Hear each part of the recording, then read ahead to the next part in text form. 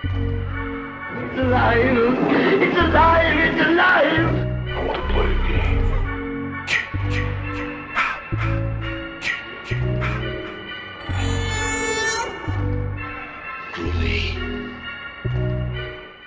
Hello and welcome to the Sound from the Grave podcast. My name is Yussef. And my name is Vania. Y tu sangre alimentará la bestia. So, hi guys. Happy HHN season. Happy spooky season, whatever season it is for you. We are here today because now we are going to be talking some things related to HHN, or if not, a little bit more on the cryptid side, if you know what I mean. If you guys haven't gotten the little hint from our quote is tu sangre alimentará la bestia. Your blood will feel your blood will feed the beast. Will feed the beast. Your blood will fuel the beast. No, yeah, it's like an energy drink fuel. Anyway, Chupacabra energy drink. Fuel the beast. Anyways, but yeah, your some blood will feed the beast. So, and my voice wants to keep doing it. It's bad. Anyway, so today we're gonna be talking about cryptids. Specifically talking about the Chupacabra, Chupacabra, La Chupacabra, whatever you want to fucking call it. But so yeah, we're gonna be talking about its origins and anything for sightings, and also things that have, been written in history in regards to this cryptid creature that, we don't know the existence of, but I sure should believe it does, because I believe 90% of the world is not discovered, but here we are. Yeah, so we figured since this season, this year for HHN, we are getting a Chupacabra house, finally. We decided, hey, last year we did IPs, so we talked about the movies or shows that were IPs for Horror Nights. And this year, we're going to be doing a little bit of that too, but we figured why not also start with something that is also kind of rooted in a pre-established story, which is the Chupacabra. And why not, Plus, this house was fun. Yeah, it was this house was so much fun. Story. And the fact that, once you look at the details of this house, well, I don't know if you actually want to get into this, but it does have Puerto Rican elements. It does. But it is a little bit more of a generic Latin feel, just so, there's like an inclusion of things and whatnot of the Hispanic culture. Mm-hmm. But it does have a lot of Puerto Rican elements. Like, for example, my last run through, I saw, the wind chime in one of the scenes, and the wind chime had Taino drawings on it. Yep. So I was like, oh, there it is. There it is. And not even that, some of the environments, you walk through some of the environments and you're like, oh, this is just Old San Juan. Old San Juan. This is La Perla. This is Condado. And there's even a sign that says Calle del Condado, which is basically the street of the marketplace. Yeah, it's like a main road. It's like Marketplace Street or something like that. It's like a marketplace translation / it can be an uphilly side of the island kind of thing. So that's basically what it's near La Perla, and La Perla is just a very forbidden place. I don't recommend it. If you go to Puerto Rico, don't go there. It's a very forbidden place. Don't go there. Not because of the Chupacabra, it's just the people. It's very fitting for the Chupacabra, because in the House of the Chupacabra, they specifically sacrifice tourists. Yep. Which is what technically the Perla is very known for, is that if there's tourists and they know you're a tourist, they're going to make your life hell. Oh, yeah. And you're lucky enough if you even survive with not one bruise on your body. Worst case scenario, dead, but we're not going to go there. Yeah, let's not. Let's talk about good old Mr. Chupacabra. Yeah. Oh. So we kind of broke it up, or at least when I wrote the document that we're basing this off of, we kind of broke it up into bits and pieces here and there. So the first thing we're going to discuss is the actual name of the Chupacabra and what it means and the origin of that and all that kind of stuff, because we figured if we're going to talk Chupacabra, we're going to talk the whole thing. Yeah. So going into the Chupacabra, the actual name can be translated to goat sucker, from Yeah. the word in Spanish chupar, which means to suck, and cabra, which means goat. So chupacabra means goat sucker. Yeah. I'm so sorry for anybody that jumped. I jumped at that. That was my dog. She heard chupacabra and she's like, I'm on. And I'm like, you're not a chupacabra. You're a wiener dog. Calm down. Yeah, like that was a little too fitting. But you know, It's like chupacabra. Bah! Bah! Like, anyway, we got distracted with the dog. It's weird. But yeah, it's like really weird because in Puerto Rico, well, obviously we're gonna go into a little bit more of the history in a second, but just a little I guess tease and that kind of thing. Like the first sightings of a chupacabra was like with goats being dead and you know their blood almost being spilled out of them, kind of thing. So that's why the chupacabra was known to just suck goats, but then eventually it evolved to more things. But we are going to get into that. But other than that, the name is attributed to Puerto Rican comedian Silvera Perez, who was coined the term in 1995 when describing the attacks in San Juan radio DJ. Which I love this because like as a kid, I heard about the chupacabra everywhere. Like this thing was even like on like, regular news. I'm so sorry. My dog is just acting up right now. She hears people outside. I'm so sorry. But yeah, I remember like even on the news they were like, yeah, there was a reported chupacabra attack, and I'm like, I'm sorry, a what attack? That's a thing? Like I remember like being in my grandma's house in the 90s because I was born in 94, so like this, like I was born and the chupacabra was like, hey, what's up? A year later. Well, I was born a year after, but that was something that was commonly talked about. I'm like, oh, like you can't stay out late, or the chupacabra will get you, kind of thing. Yeah, it was like for us, it was like a boogeyman. Yeah, but I mean, it's like a thing that still makes its rounds around the world. That kind of thing. And it's kind of evolved here and there, and not just in Puerto Rican folklore, but around like other Latin American countries and some parts of like the Southwest United States. Yeah. I mean, let me be clear. It did originate in Puerto Rico. Absolutely. So, it is confirmed as having originated from Puerto Rico. Which is why, like, I feel like the origins of this house, the Fiesta de Chupacabras, was of Puerto Rico. Even though, like we have stated, or I don't know, I guess if you guys have followed me on Twitter, HHN Cultist, hi, how are you? Basically, it's they did mix the culture, like some culture elements in there. There is some of it does feel Mexican, like with the mix of things. I guess we'll go a little bit more into that. I guess a little bit after the episode and whatnot. But yeah, I mean, I will say, the house kind of took the original Puerto Rican story of the chupacabra and blended it with the Mexican and somewhat like American Southwest area, like legend of it too. But we'll get into detail as to like what kind of pieces they borrowed from in a little bit. But we're gonna talk about now the actual like history of the chupacabra and like kind of like reports and sightings and all that kind of stuff. So chupacabra or like chupacabra related incidents date back, or at least the first report of it date back to 1975 in the Puerto Rican village of Moca, where there was a series of livestock killings.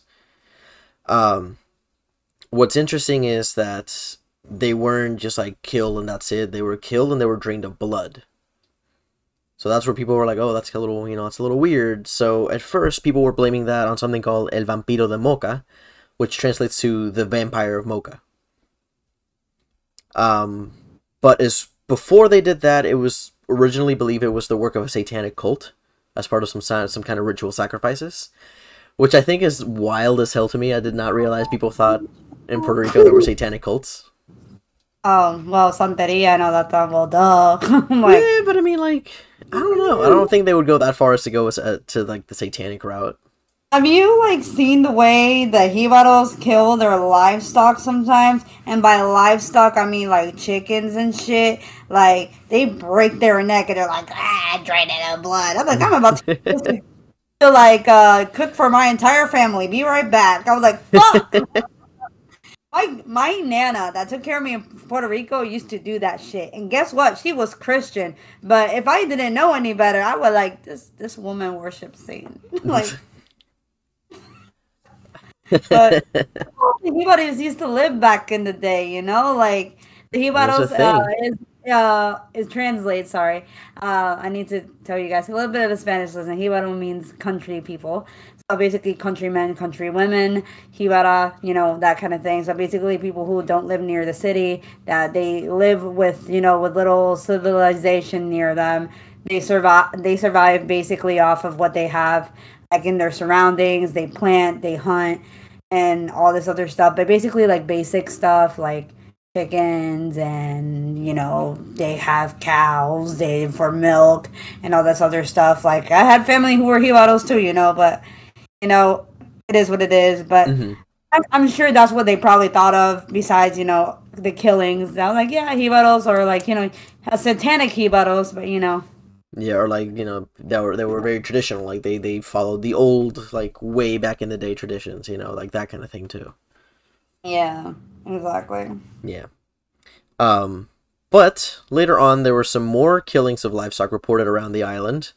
And what was interesting is that each of the animals that was reported to have been killed, it was reported that they were bled dry through a series of small circular incisions. Oof. So they weren't just like, like cut open with a knife or anything. They were like somebody like literally stabbed something and like sucked the blood out of them. Oof. Like How? I'm sure they were like What is this circular witchcraft? and like What is this witchcraft? yeah just all the vampires for goats. We love them. So, oh, there goes that. Wee. Anyway, all right, guys. I'm like multitasking here. Over here I'm like dropping I'm shit. making this schedule with other stuff. Yes. But through that, the first reported attack attributed to the Chupacabra occurred in March of 1995. So basically, 8 sheep were found killed and with 3 puncture wounds in the chest area and completely drained of blood. So it's just like, How? yeah, it's like you would think it'd be 2, but 3 is kind of like, oh, that's weird. You know, this is a Yeah, weird because it number to wouldn't be have. vampire would be two if it was like, and if it was drained, like it wouldn't just be somebody just stabbing it because there would be blood everywhere still. Yeah, but it's like on each side of their mouth. You know, Yeah. like what would have the third incision Mm-hmm. and whatnot. So basically, with the 3 punctures, it's almost like the incisions were like 2 little dots close together. Not 2 little dots close together. It was like 2 dots together, and then the one that is like farther off. So it just makes me wonder how like the attack happened because Like I maybe mean, I'm thinking maybe it's like got something to do with like a tongue. So it's got like the yeah, 2 teeth, and then like the tongue is what goes inside and like sucks up the blood. Like the teeth are just there to kind of like keep it in place. yeah, that Yeah, that could also be true. that'd be Yeah, badass. I mean, I'll believe it because have you felt when a cat licks you, it feels like sandpaper. Yeah, Imagine if it's like sharp and it just freaking it's another goes inside you. incision. Yeah. Oh, that's Mm-hmm. that. Ooh. Whatever. Anyway, ooh, okay. But Chupacabra is still cool. So a few months later, in August, Madeline Valentino reported seeing the creature in the town of Canovanas, where 150 farm animals and pets were reportedly killed. 150. This chupacabra got busy. Yeah, and what's crazy about Puerto Rico is that even there is city life. Don't get me wrong, but in Puerto Rico there is also a lot of mountains. There's a lot of nature around. Oh yeah, there's still a lot of Regardless like. of the littering that some Puerto Ricans do, we could disregard that. But there's like so much nature around that you don't know exactly what is out there. Like even though like everybody's still sketched out to go outside, other than the actual dangers in Puerto Rico of people, but there's also like other things that we've never seen before because we're such a small island. It's like we're trapped with anything that might be within the island itself, and it's crazy. And what's even massive is that we're such a small island, but we cater to such a huge habitat of animals and things that we've never seen before, Yeah. especially with the yunque. The yunque is fucking huge. Oh yeah. It's like One of the almost biggest beyond us. rainforests. Yeah, so I believe that anything could be out there. So if 150 farm animals were purportedly killed, either these satanic cults got busy or the chupacabra was really, really hungry. Or there was more than one chupacabra. Dun dun dun. Dun, dun, probably. So what's even crazier is that the story went that Madeline Tolentino was actually doing laundry like inside her house, and she looked outside her window, and she actually like saw like an animal stand on its hind legs, and she described it as it was almost skinless but had like feathers going down the back, and it was holding an animal, and the fingers were like of 3. So I can't imagine if that was just the puncture of the fingers, which makes me wonder if it's just the puncture of the fingers to grab the animal, or then suck it out of the injury that it made from the punctures of the fingers, or if it was something from the mouth, like everything just comes in threes for the Puerto Rican chupacabra, you know. So basically, she went to get her husband, and when she came back, obviously the animal was not there anymore. And then she that's the image that she can never get out of her head, and then she decided to contact her local newspaper about it, and then it spread like wildfire from there. So and that's when everybody was like, "Oh my god, I saw the same shit too! I saw the same shit too!" Which goes to our next point. Shortly after the reported incidents, plenty of similar animal deaths were reported in Argentina, Bolivia, Brazil, Chile, Colombia, Dominican Republic, El Salvador, Honduras, Mexico, Nicaragua, Panama, Peru, and the United States. So pretty much all of Latin America was like, "Hey, we got one of those too. Hey guys, we got a chupacabra too. You know, Madeline chick, she not crazy. we got that shit too." So it's something that has spread mostly. I mean, since South America does have like the claim of that, it's mostly like very famous in Mexico and the United States.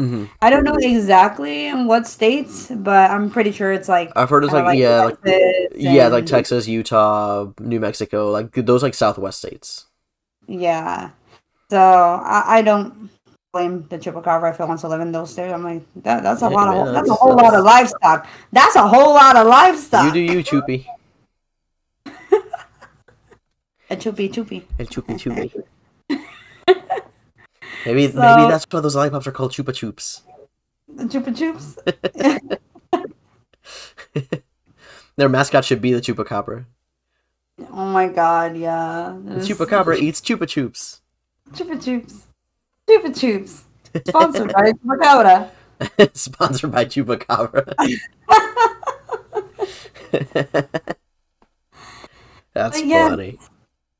So, in October and December 2018, there were many reports of chupacabras in Manipur, India. So we're seeing it spread now. It keeps spreading. Chupacabra's like, "Nah, I'm in India. What's up, bitches? Welcome to my travel vlog. I'm here in Manipur, India. Let's check out the food scene. You know what I'm saying?" I was like, "Yeah, we got caught in Puerto Rico, but not this time." Puerto Rico was getting kind of stale, man. We went to India. Let's check it out. Spicy. Let me get some of that tandoori goat. You know what I'm saying? Damn. I like some of that for sure. Imagining the Chupacabra with like a travel vlog now. The selfie. What's up? Like it's like surrounded by like a bunch of dead goats. You're like, "What's up? We out here. Look at this fresh meat we got. Chupa Chup. Chupa Chup clan. What's up on my little chupies?" I hate us. I hate this. That's our new headcanon. The Chupacabra is actually a travel vlogger. That's why he keeps popping up in random places. Oh my god. Anyways, many domestic animals and poultry were killed in suspicious similar manner, but several people have reported seeing the Chupacabra. So basically, people are like, kind of like Madeline. I'm like, hey, I've seen this skinless, like, but hair, like, feathered down my back. This animal just standing on two hind legs with three freaking, like, fingers, like, in my area too. And they kill my dog. Yep. So, like, and my cat. And my goat. And my goat. And my gerbil. My gerbil. My guinea pig is gone, yo. My guinea pig is gone. Like, I like feel like this is a very much of a countryside / like a indigenous people like folklore that they believe in kind of thing. I almost want to like feel like they believe in stuff like that, which is probably like, you know, why their sightings, because it could be not in like populated places like in the city, you know. Yeah. Probably like in just places or just like woods, and you know, it's kind of like what we said, Hibaro. Like the satanic Hibaros are just like, hey, we got some of those too, you know. But they work for us, but you know, we're not gonna tell you that. There are people, man. There are people, but yeah, it's actually very fascinating. Yeah. So now, what's interesting about the reports in India though is that forensic experts kind of thought that wild dogs were responsible because they actually examined some of the corpses and they were like, yeah, these don't look like similar. Like the findings aren't the same as like the ones we found in the other parts of Latin America and Puerto Rico and all that stuff.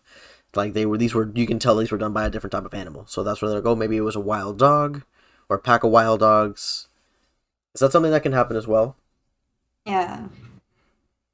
But I mean, this is a legend that's still going strong, like to this day, because less than like 3 years ago, in October of 2019, there was a video recorded by this place called Mundo OVNI, kind of like your fringe, like, you know, we believe in UFO websites type thing. Yeah. But a video recorded by these people showed the results of a supposed attack on chickens in the town of Lares in Puerto Rico as well. So, you know, the legend is still going strong. People didn't just, like, debunk this or, like, oh, no, we found out what it was. No, they're like, the legend is still going strong. But, like, you know, on the side note, can we talk about how the government actually, like, confirmed UFOs are real? That UFOs are real? Yeah. Like, so if UFOs are real, imagine the Chupacabra, y'all. Have you heard about this theory about, like, the actual Chupacabra's origin? What's the origin? Like, one of the supposed origins is that, like, aliens came to Earth and the Chupacabra was one of their pets and the pet got loose. Like, it was, like, their dog. Could you imagine? It's like, oh, shit, the dog got off the leash. Chupi got off the leash. God damn it. No. Goddamn Chupi. Go around the galaxy putting up missing posters. Response to Chupi.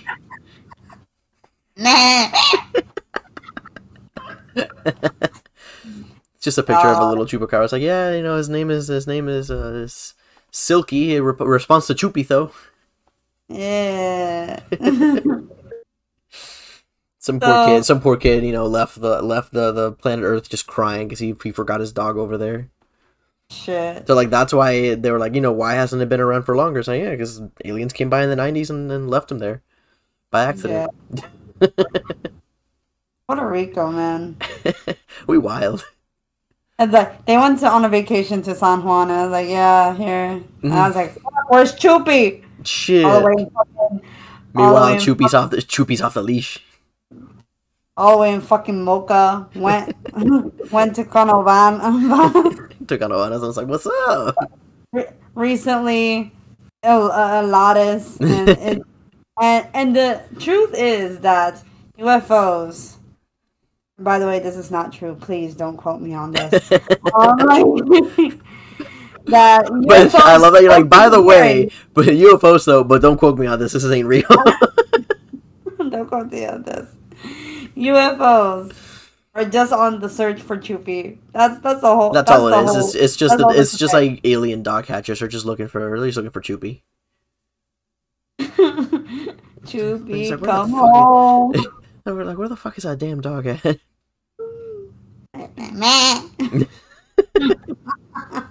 Anyway, well, let's talk about the actual reputed origin of it. Like people that are like, yeah, you know, I don't think it's like a mythological creature, like some like cryptid or something. It's like people that think it might be something else. So, a 5-year investigation by Benjamin Radford, which he documented in his book Tracking the Chupacabra, concluded that the description given by the original eyewitness, Madeline Tolentino, was actually based on the creature Syl from the 1995 movie Species. Because that movie came around that same time that the first attack by the Chupacabra was like legit reported. And if you look at the actual design of Syl from that movie, he's very, very similar to her description of it. So people are like, oh, you know, I think she had that movie on the brain, like she had just seen the movie and thought she saw something similar to it or something like that. Yeah, I don't know. Yeah. So like there's a lot of feelings. How would you describe that? Yeah. You know? So, well, they're saying like, oh, like the way she described it, they like people looked at the creature Syl from the movie Species, are like it's very similar to what she described. So like, is that something that did she just see Species and was like, oh look, there it is? I don't think so. No. Yeah. But in addition to that, the reports of blood sucking by the Chupacabra were never really confirmed by necropsy. I don't know what that really is, which is apparently the only way to conclude that the animal was drained of blood. Okay. And then a Puerto Rican doctor named David Morales, with the Department of Agriculture, analyzed 300 reported victims of the Chupacabra and found out that none of them had been bled dry. But I'm like, there was still blood though. Yeah, there was. Like, if they were punctured, where did the blood stains go? There were no blood on the ground or anything. They were still drained of blood. Yeah. Just doesn't mean they took all the blood. Obviously, like, they get full, bro. Like, you think that? Jeez. So basically, before we continue on, necropsy is the examination of an animal after death. The purpose of necropsy is typically determine the cause of death or extent of the disease. This involves a careful process of dissection, observation, interpretation, and documentation. So it's just an autopsy, but on an animal. Yes. Okay, that's all I needed to know. It's because like necropsy makes it sound like so much more serious. Because it just makes me think of, you know, like something that's been dead for a long time. Like sounds like dead animal. It sounds like necrophilia. No, it sounds like electrocuting a dead animal. Necropsy. Like Frankenstein style. I like because I'm thinking epilepsy with like necro and just I put 2 and 2 together and I was like, yeah. But like, yeah. Anyways, shocking dead animal, see what happens. Piece of shit. Anyway, can you imagine just like shocking a dead animal, see what happens? Like, no, guess he wasn't talking about Chupacabra. Like, what does that prove? All you did was like stab it with a cattle prod. That doesn't prove anything. By the way, I would like to state that we're not heartless people. We're not. We're not. We don't condone the. We don't condone harming animals, whether they're dead or alive. Yes. Don't do that. So please don't think that we're assholes. We're not. It's just like we're just horrible. We just have horrible minds. Yeah, exactly. Please. We're just desensitized because of horrible violence. I literally cry every time I see the freaking dog from Babadook die. Like, I was like, please kill the people, not the dog. You know what's serious? You know what? You know a horror movie serious when it kills an animal. Horror movie doesn't mess around when it kills a dog. Anyway, moving on. Going back to shit, as I keep stating. So Radford divided the Chupacabra reports in 2 categories: the reports from Puerto Rico and the reports from Latin America, where the animals were attacked. My bad, and it is supposed that their blood was extracted. All the reports in the United States, the mammals, mostly dogs and coyotes, with mange that people call chupacabra due to unusual appearance. Now, here's where, going back into the house for HHN, we see that they kind of mixed both of the legends. So you have, like, the overall vibe of the Latin American and Puerto Rican legend of the Chupacabra. Yes. But then the actual creature design is mostly inspired by the United States one, where it's literally like a dog or a messed up looking coyote. Because that's kind of the look of the Chupacabra in the house this year. Yeah. As opposed to the more lizard-like qualities that they gave it in the Puerto Rican and Latin American legend. Which, you know, the fact that the way that Madeline described it was the feathered-like spikes, like, you know, I think it's not more of a, I guess, a lizard.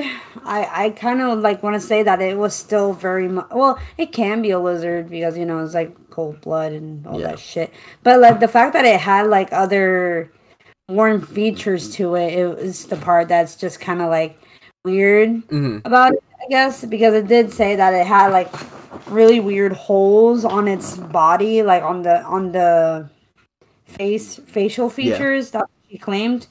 So, but I do agree that in the Chupacabra house in Fiesta de Chupacabras, they do definitely like follow that entire, you know, mange wolf or like kind of deceased looking dog or coyote. To be fair, they use the American Werewolf in London animatronic. Let's be fucking real. I don't care. And they made it a little bit more, I guess, intimidating.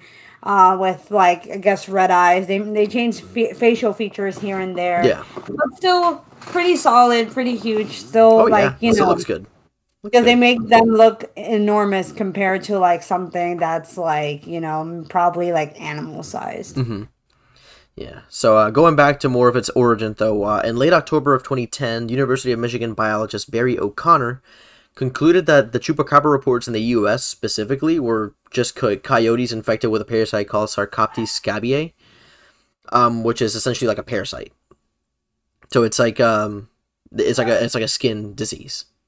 So that's why they didn't have hair. It was all kind of patchy, and they looked the way that people were reporting it to look. Like that's why they thought it was kind of a chupacabra, because it just looked weird. But it was just a condition that it had, or that they had. Because some of the symptoms of that parasites are little fur, like, you know, patchy fur, thick skin. So like that's why it looked kind of grayish and like flabby, and a really bad smell. And then he also theorized that because of that parasite, the animals are actually really, really weak, so they can't just hunt like normal coyotes would. So that's why they would just go after livestock, because it was easy prey. Yeah.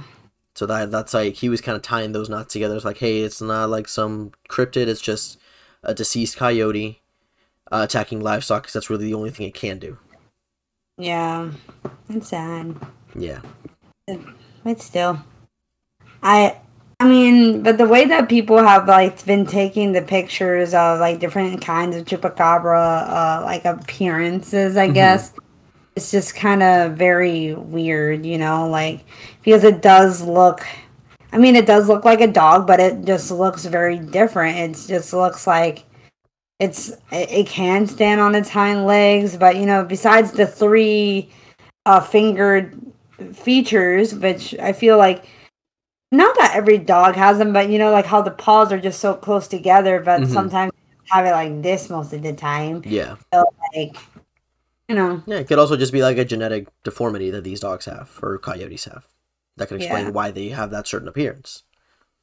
So who knows? It could be a variety of things, you know, like it could be a different type of coyote, it could be a parasite on a coyote, it could be a genetic thing where they're just born like that, you know. Who knows? But we're moving on outside of its origin. We're going to talk about the actual appearances of it. So even though we just kind of talked about it, but we're going to get into a little bit more detail about it now, though. So the most common one is the one, the Puerto Rican description, and the Latin American description, which is that of a reptile-like creature, which with like leathery or scaly, kind of greenish gray skin, and sharp spines or feathers or quills, similar to like a hedgehog or something like that, like running down its spine. Just really, really cool. It's a friggin' gnarly looking description of a chupacabra. Yeah. Now it's said to be approximately about 3 to 4 feet high, so they're not super tall. And it stands and hops in a fashion similar to that of a kangaroo, so it doesn't just like slide around or run around, it kind of hops around.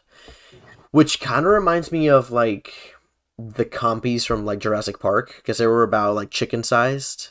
Yeah. But they would hop around, they were like scaly and that kind of stuff.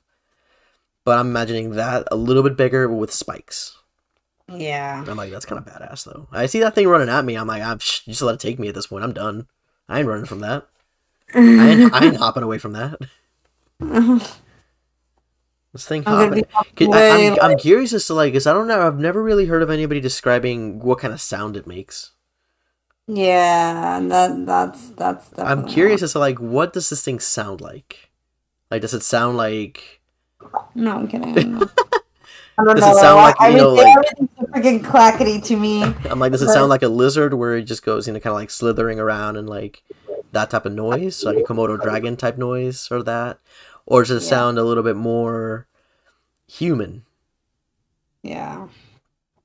Like, again, going back to like the Jurassic Park book. Some of the dinosaurs in there were described as having hooting noises, kind of like an owl. Yeah. Like an owl mixed with a monkey, like something like that. Could you imagine that, though? That's some creepy shit. All you hear is, you're like, oh god, what the fuck is that? God. And this little, like, 3 foot, you know, green lizard pops out. You're like, what the fuck? The fuck? Chupacabra, baby. Alright. So, another description of the Chupacabra. Oh my god, we're making this. I'm sorry. Is another description of the Chupacabra is the strange breed of a wild dog. This is the form that it is mostly hairless and has pronounced spinal ridge, unusually pronounced eye sockets, fangs, and claws. Unlike conventional predators, Chupacabra is said to drain all of the animal's blood and sometimes organs, usually through 3 holes in shape of downwards pointing triangles, sometimes through 1 or 2 holes. Which I guess some people have also explained that it might also be a demon, which explains like the upside down triangle. I'm like, it's just a triangle that's upside down. If it was like a symbol, I'm like, it's a little different. But I'm like, it's just an upside down triangle. Yeah, but if it looks like a triangle, you know what else fucking looks like a triangle? Okay, you know what this reminds me of though? You know that thing of like SpongeBob when the cops are showing Patrick a picture and like they pull the picture away and he screams and they show him the picture and he screams and all that kind of stuff. So I'm just imagining like somebody just draws a triangle, somebody's like, oh, it's a triangle, and they flip it and they're like, oh my god, it's satanic. Yeah. But every time I think of a triangle, I just think of a chicken, you know, because their chickens are like they have like triangular, like this, and then if they go like this, it does a talons. triangle. Yeah. Like they freaking claw, it's like a triangle because the 2 fingers would be separated. It goes down towards the thumb. And they got like the talon, yeah. And then that's easily like a triangle. Obviously, it doesn't connect at the 2 larger ends, but that's how I would imagine the little claws. Little hands to be. Little claws. Yeah, little claws. Oh my god. Little choopy claws. Choopy claws. That's the Chupacabra Santa Claus. Choopy claws. So now that we have done a little bit of the, you know, origin, appearance, even the way that, you know, this has come about. So now we're gonna go to related legends. So we're first going to go to the Ozark Howler, which is a bear-like animal, which is the subject of a similar urban legend. So now I'm curious. So it's just a bear-like animal, but it still like does the same thing as a chupacabra, where it sucks the blood out? That's what I'm thinking it could be. So I'm like, it's a bear next to a lizard. It's not the same thing.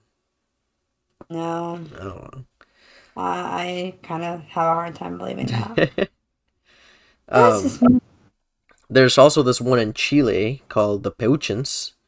It shares many similarities in its habits, but instead of it being kind of dog-like or lizard-like, it's more described as a winged snake. Now, but that's a legend that may have come from the vampire bat. It's an animal that's native to that region to like the area of Chile. Like the vampire bat is native to Chile. Yeah. So like that's people were like that's probably where it came from. Mm-hmm. But could you imagine a freaking winged snake? It's like slithering on air, just like, what's up? What's It's like, like, what's up? oh my god. With like little like tiny wings, she's like, what's up? That's so weird. Oh god. Jeez. But the next one was reported in the Philippines, which is another legendary creature called the Sigbin, which shares many of the Chupacabra's descriptions. So nothing really changes, but it's just a different name. Sigbin. Sigbin. You know. Sigbin and Sigbin. Roy. Sorry. I'm sorry. Oh my gosh. Yeah, it does kind of look like it. It looks more like a rat. Yeah? They'll show me a picture of that one later then. Yeah. And then the last one we have here, it's something called the Grunches or the Grunches. Sounds like it sounds like the like a 90s Grinch, the Grunch. Yeah. It just listens to Soundgarden and Nirvana on a regular basis. I'm sorry. But anyway, it's a favorite legend that gets its name from a road in between the Mississippi River and the Gulf of Mexico, which is known as Lover's Lane, to the locals of New Orleans. So it's more of like a southern, like deep south name for it, I guess. They call it the Grunch. The Grinch. The Grunch. I like the Grinch. It's like so I'm saying it's like the Grinch, but like a Chupacabra version. The Grunch. Grinch. Oh no! Let's see what this creature looks like. Oh god, that's like a dirty, sickly hamster. Oh god, no, Jeez. that don't sound good. It looks like a very sick hamster rat thing. Oh my god! Huh? What the fuck is this shit? Wait, why? Oh no! Oh, He looks like a Pokemon. That looks like a whole ass. This one's worse. Send me that picture because I want to post it on the Twitter. Oh my god! I need to post that. That's the Grunch. The Grunch. Anyway, so just as you guys are hearing us, if you guys are watching the YouTube video, you probably already saw it. So it basically looks like a very sickly hamster, and it has a very derpy face, and it looks like almost like an imp from the front and a rat from the back. Oh, it's all like it's business in the front. It's business in the front, ratty in the back. Swimming in the front, Rata in the back. Oh my god. Yeah, it's interesting. I think I like Sigbin better. It's like, bitch, you ain't stealing Christmas. You're just a fucking messed up looking rat. Yeah. Just start. What's up? I'm the Grunch. Sounds like, you know what? No, actually, you know what it sounds like? It sounds like when you go to like one of those like shady toy stores that sells like instead of Yoshi they have like Yasho or like Mario. Yeah. So they have the Grunch instead of the Grinch. The Grunch. Like the knockoff toys. Oh my god. Jesus. So now that we have gone through all of the legends, I think we should get into the HHN now, like into the HHN house a little bit more. Yeah. So we should probably do that. So basically, I don't know if you guys, obviously, if you guys are listening to this, you guys are part of the HHN community, and if you don't know about this, I suggest you check it out.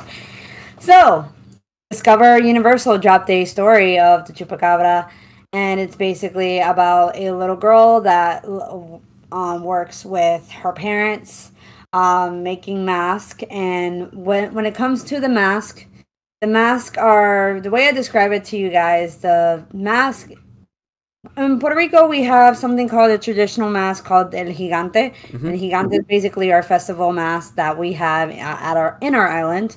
and we basically we use it for festivals, like celebrating our culture. And it's a very cultural thing, very colorful. But the thing about these masks that they're really big, They're big, so yeah. they're huge and they're practically really heavy. So then, like, because they're made out of like really authentic, like heavy shit, and they're super expensive too.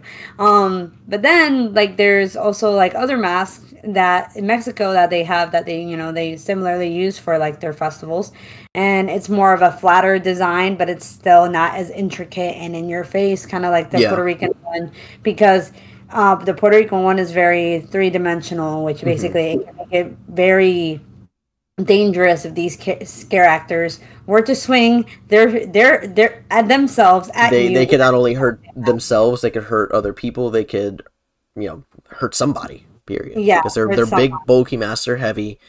They're not the easiest to see out of either. Yeah. But it is a very traditional mask, but which is why, like in the HHN version, it's kind of like the mixture of the two, the Yeah, Mexican it's kind of like the design or like the visual style or visual. I'm trying to figure out like the right word for it. It's like the facial features of the Puerto Rican mask with like the actual physical style of the Mexican mask. So you get yeah. a decent mixture of the two. So it's easier for them to handle, but it still has that traditional Puerto Rican look to it. Yes.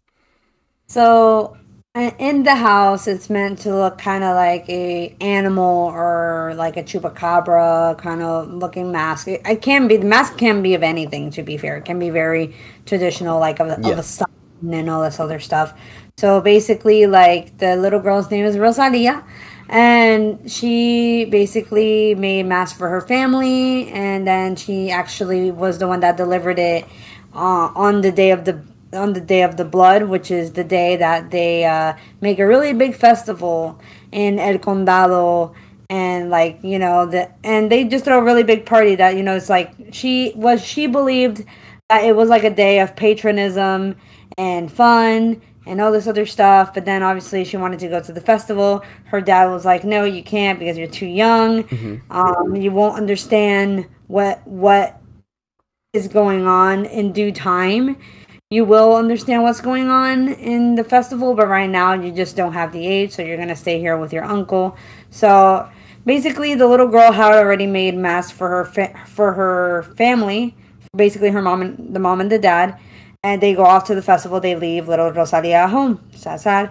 So basically, her uncle falls asleep, and she's like, "This is a great opportunity to rebel." Like everybody Let's go. like every Puerto Rican kid. This is a perfect time to rebel.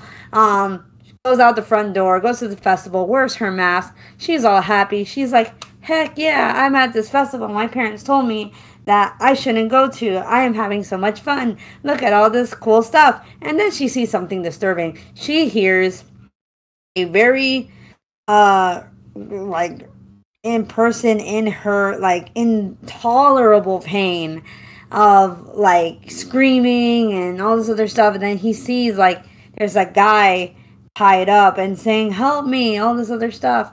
So then she's like mortified. She's like, what the hell is happening? So she starts to kind of like slowly walk away from the festival, like looking around. She's like, yeah, I don't think I like this, like that kind of thing. And then eventually she sees the woman that she actually delivered the mask earlier that day. She happened to be a tourist. And then the woman is screaming and she's tied up and she's like, help me, mija, and all this other stuff. So she recognized her and she's like, she realizes that she's like in really deep shit. She's like, oh my god, Yeah. like you're really in trouble, like you're gonna die, kind of thing. So she unties her and then she gives her mask. She's like, go run as far away as you can, put on the mask and don't take it off. Tourist leaves, that kind of thing. So then all the villagers start like going crazy, like, oh my god, where's the blood sacrifice? Because because the tourist was gonna be the main one, because they're not gonna sacrifice their own people. They're Yeah. gonna sacrifice someone that no one's gonna give a shit about, at least to them. So then she sees two people that she very much recognizes from the mask, and it's her parents. And then her parents see her, and then they're like, oh my god, like, Rosalia, what have you done? That kind of thing.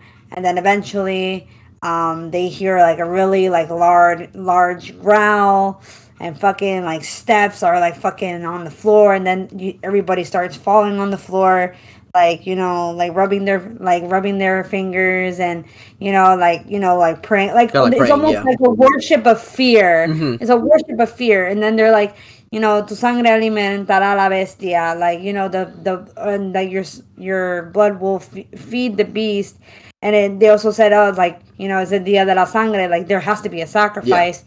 So then the huge animal, dog, whatever the fuck you want to call him, he's fucking hungry.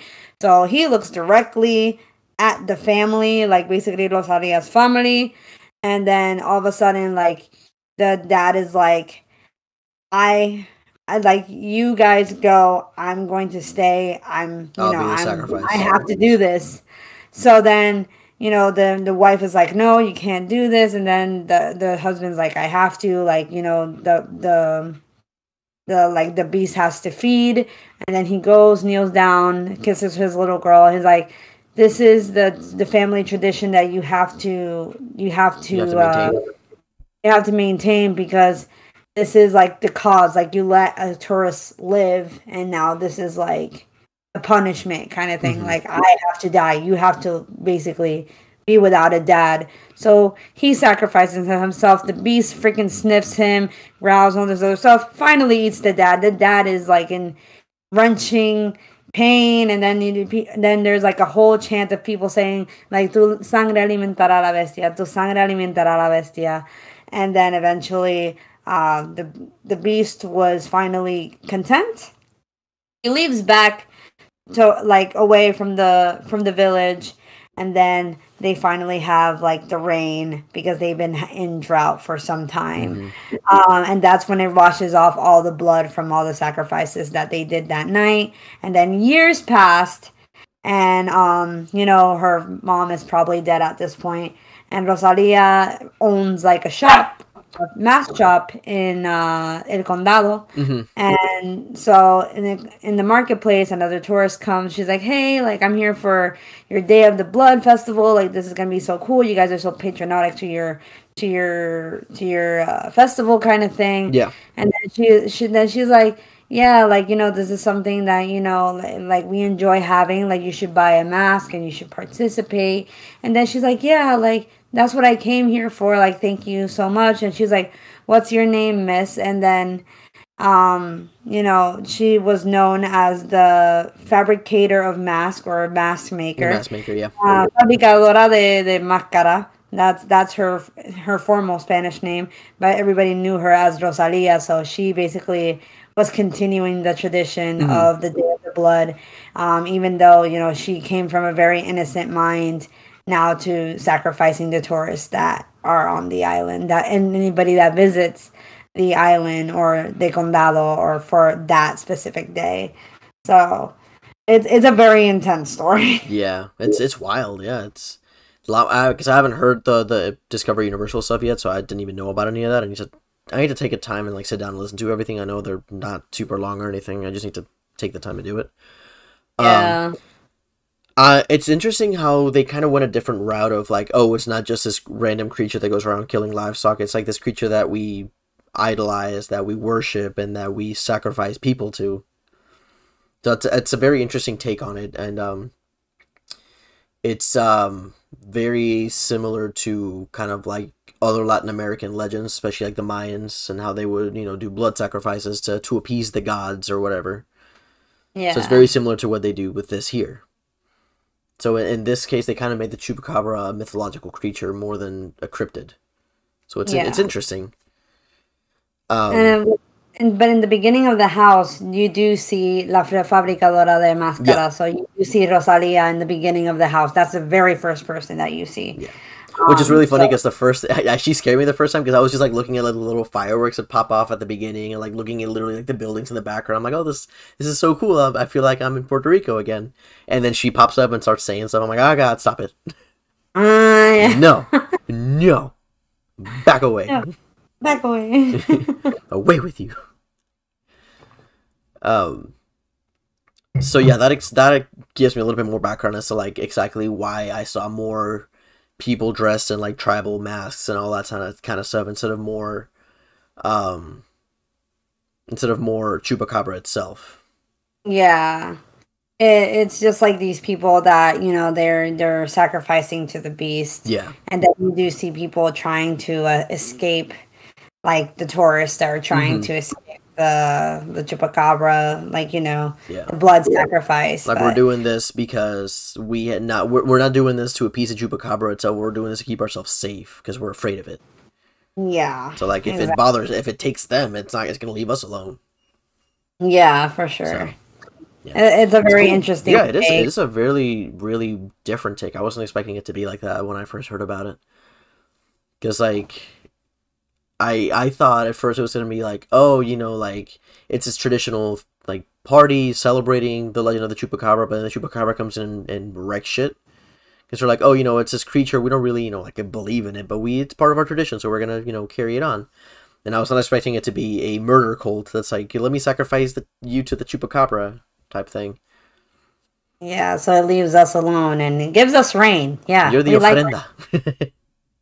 Yeah, so and then everybody thinks it's like this really harmless festival, and it's not. You know, and it seems very fitting because La Perla is like almost like a cult within itself. Because they don't really like anybody from the inside coming in. They're very much like wary of outsiders or anybody that isn't born and raised in La Perla. They're like, even if you're like full blooded Puerto Rican, you go into La Perla, you don't really belong there. Yeah, you really gotta know. You'll still get stink eyes. You'll still get, you know, that sense of danger. It isn't just for tourists. Yeah, and you really gotta be watching your back. So I've known countless of people that went to San Juan and they went to La Perla and they survived just fine. And I'm like, consider yourself lucky because if anyone fucking knows that you were a tourist, it would have been fucked. Like, me as a Puerto Rican, I'm scared to go to La Perla. I'm like, I will be in the outskirts of San Juan, thank you. Like, yeah, like, yeah, it is like a dangerous area. So, but what's funny, guys, is that I think I've mentioned this before, in another podcast episode, is that La Perla looks very pleasing to the eye. It is very colorful. It looks like, oh my god, like there's a city at the bottom of the Morro and all this other stuff. Like, it has all these vibrant colors, and it looks like just a very nice, aesthetically pleasing place to take pictures and stuff like that. And if you guys don't, also, I think I mentioned it, is that if you guys watched the movie Despacito, guess where that was filmed? In La Perla. So, of course, you gotta know people, or of course, people in La Perla don't care if you're famous, that kind of thing. They're just like, hey, you famous, you white, whatever, just give us money to survive in that shit, and, you know, you be good, kind of thing. Because this was with Enrique, fuck. I don't remember his name. I forgot his name. Luis Fonsi. Luis Fonsi, my bad, Luis Miguel, wow. Wrong Luis. Luis Fonsi with Daddy Yankee and all that stuff. Like, and because they had that version too. But yeah, it's a very it's pleasing to the eye. But yeah, don't fucking go there. Like, I remember the story. I think this happened like 3, maybe 4 years ago. About these two dumbasses that were tourists. They went down there because they were like, oh, this is where we can get some good shit. You know, that we're looking for drugs. Yeah. They got a little bit more than they bargained for. They ended up getting kidnapped and held for ransom by a gang. Yeah. Because, you know, they walk up in there, you know, wearing them fancy clothes and their nice and their fancy cars, and that's just asking for trouble. Yeah. So yeah, they got kidnapped and held for ransom, and that was a fun time for them. Yeah, and what's crazy is that also don't dress like you're fucking rich. Don't dress like you're fucking rich. You're bound. You're just bound to get kidnapped, murdered. And plus in Puerto Rico, there's a lot of femicides. There's that. But I love my island, you know. Same. There are just places that I know that I should not be going into, and that I probably will not be going into ever. Yeah, and La Perla is definitely one of them. That's one of them. Yes, But outside of guys. that, we have another bunch of places that are lovely to visit. El Yunque. El Yunque is beautiful. And Bayamon for some of the cities stuff. Yeah, if you want more of like the city stuff, then yeah. But if you want Stuff, like, but don't go into the neighborhoods, please. like, That's where I'm from. I'm from the gang shit. no, like Piñones though. Yeah. Like Piñones is literally the beach. It's nothing but like little mom and pop shops and restaurants and like places where you can just eat fresh food right off the beach. Must be nice. It's excellent. Yeah. Yussef was born on the beach, so I mean. I was born in San Juan. I was like a 20-minute drive from the beach. I was like right there. Yeah, nah. I was a little beach bum kid. I'm the city that's always hearing shootings every night. Jesus. Well, that was my grandma. My grandma lived in Barrio Obrero, so like she still lives in Barrio Obrero. That's like San Juan ghetto. Anyway, I think we're going down memory lane a little bit too deep, but This has now become the Puerto Rico tourist guide. So basically, guys, is that in the house of the Fiesta de Chupacabras is like, you will see the aftermath of after the killings of the sacrifice of the dad. Rosalia is a little bit older, so she's like guiding the villagers through these sacrifices, and you see the Chupacabra. And now you're the one, now you're in the middle of this, and you might be the one that's about to get sacrificed. Yeah, so you're the tourist, and you might be next. Yep. So you might be the Chupacabra's next meal. Choopy choop. Choopy choop. Anyway. That's really all we had. I mean, this was fun. I like reading up on cryptids and like urban legends and that kind of stuff. And I mean, what better urban legend to read up than our native one? Especially because we finally get some representation this year for Horror Nights. Yeah, and even though I will still hear people coming out the house. It's Mexican. I'm like, it's Puerto Rican. Puerto Rican. I mean, nothing wrong with the Mexicans and all that other. We love you guys, but you guys had La Llorona. Let us have this one. but we still appreciate the different representation of Latin culture, because we did have La Llorona one year, which is an amazing house. It's still one of my all-time favorite houses. Yeah, beautiful house. And now we have Chupacabra, and hopefully many more cryptids from other countries will be represented. You know what would be really, really weird? I think it's the one, I don't remember if it's from Thailand, but it's the one that's like a lady's face, and it's just like her head and like a bunch of intestines and like her entrails like floating. I can't remember what it was called. That shit is wild, though. I gotta send you a picture of that. Oh, man. Because that thing is wild. Anyway, but yeah, that's really all we had for this episode. This was fun. Yeah, it was. We went like this. Like you guys got to see us go like full on Puerto Rican for this episode. Yeah, my accent really came out. You don't get it often, but today you did. Yeah. Yeah. So yeah, I mean, we're gonna end it here. By the time this comes out, we'll both be at Horror Nights, because we're recording this on a Wednesday. It's dropping tomorrow on Thursday.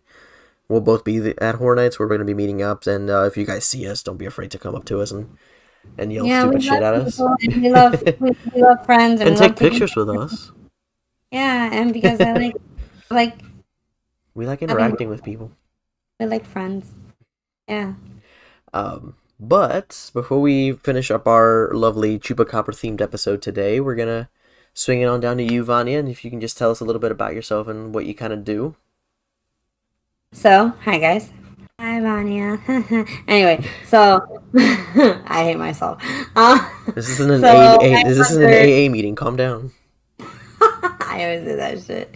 Anyway, so I'm a teacher and cultist. You can find me on Twitter and on YouTube I basically do makeup inspired things based off of horror and haunts and all this other stuff. But I also do updates and occasional vlogs on Halloween Horror Nights Universal Studios and Christmas stuff when it rolls around. But that's not yet. I'm in spooky season now. I am expecting to probably drop the video sometime this weekend because of my vlog of Horror Nights, because like I said, I've just been so busy, and I know that a lot of you guys know that I was kind of in the hospital, and I have to kind of deal with that first. Yeah. So once that's out of the way, I can definitely give you guys a full focused video. I mean, it's gonna just be very casual and whatnot. I'm not trying to like bust your head. Just enjoy the views of Halloween Horror Nights. You know, just enjoy what is offered, the performances of the scare actors, because that's definitely the energy that is represented this year. Because if you know, adding on to the subject of Halloween Horror Nights and you know the Chupacabra celebration and whatnot, this year is all about Halloween celebrations, Halloween traditions. So that's what the theme that they're kind of going for, especially being Halloween Horror Nights 31st. So it is kind of cool to just, you know, embrace the spooky vibes. Don't try to be, don't ruin the vibes trying to gatekeep and all this other shit. Yeah. Like, y'all, like, let's all just to be here and enjoy the event. Spice. Let's all snort some pumpkin spice and just chill the fuck out. Pumpkin spice, Jesus. Yeah, like, it's all good. It's not illegal. We just basic white bitches for like 2 months, okay? Jesus. No, we're fine. But anyway, love spooky season, so that's where you guys can find me at YouTube and Twitter. But you know, other than my crack ass for pumpkin you crack ass. No, for pumpkin spice, your crackhead energy. Where can we find Yussef? So you can find me on Twitter at itbeyusef and on Instagram at Yussef1220. I mostly post on Twitter. I don't really post on Instagram a whole lot. I mostly post on my story just because I get bored. But for our podcast, Sounds from the Grave, you can find us on Facebook, Instagram, Twitter. That's pretty much all our socials. We also have our podcast itself. It's on Spotify, Apple Podcasts, Anchor, pretty much anywhere you can get your podcasts. We're also on YouTube. I am trying to get some stuff recorded for YouTube. I haven't had a chance to yet just because I've been really busy, and the last time I tried it, it didn't come out the way I wanted it to, so I need to re-record some stuff, but I'll get some stuff out eventually. But the cool part is, something that we announced just yesterday, we finally dropped some merch. So you can go to our TeePublic, just look us up at Sounds from the Grave. We have 2 t-shirt designs up there. One of them is our podcast name, Sounds from the Grave, with like purple and green and like a death metal band font. And then we have another death metal font, which is kind of what we say at the end of each episode, which is Stay Spooky. So, I mean, that's a cute little one. And then we also have a Sounds from the Grave sticker, so you can put that wherever you want. Yeah. So, yeah, we got some merch for you guys, so you can finally represent. About damn time. And we might, we're going to be coming up with some more designs for other stuff pretty soon, because this is just some basic stuff that I wanted to put out there for now, but I have ideas for stuff we could do and people that I want to talk to and partner with. I have a petition. What's your petition? Choopy choopy. Oh, we got to make a Choopy Choop shirt. Choopy choop. Choopy Choop. Choopy Choop gang. Wait, Choopy gang. Choopy gang. Choopy gang. That's gonna be it. Everybody that joins our podcast is now part of the Choopy gang. Hey yo. There you go. Hashtag Choopy gang. There you go. That's it. But anyway, that's really all we have for you guys. I really thank you so much for listening to us and putting up with our ridiculous antics. And for those of you that we haven't seen in the fog yet, I really hope we do get a chance to see you. And if we've already seen you, I hope we get to see you again and actually run through some houses together, have some fun, enjoy some of that crazy food. Because Horror Nights has some wild foods, like the Good Guy Burger, that I really want to try. But yeah, thanks again, and I hope you guys have a good night or good day, and that you stay spooky. Stay spooky. Bye, y'all. Bye, everybody.